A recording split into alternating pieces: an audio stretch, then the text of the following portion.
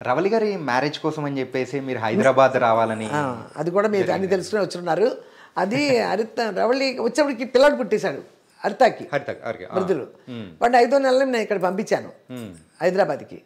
ఒక్కతే ఉంటుంది అక్కడేందుకు మా 25 సంవత్సరాల తర్వాత రవళి తర్వాత మా ఇంట్లో చిన్నపిల్లడు వాడే ఇక హరిత కొడుకే. అవునండి.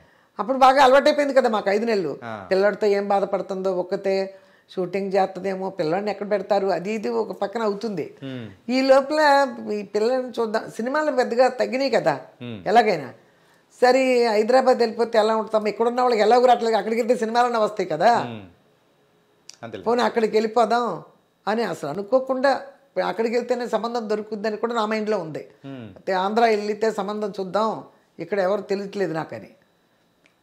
ఒక 90% సంబంధం, 10% పిల్లాడు ఒంటరిగా ఉంటుంది ఇక్కడ పిల్ల హరిత పిల్లాడితో.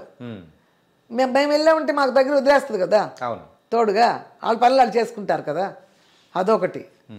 అలా వచ్చేసాం 2004లో వచ్చేసాం.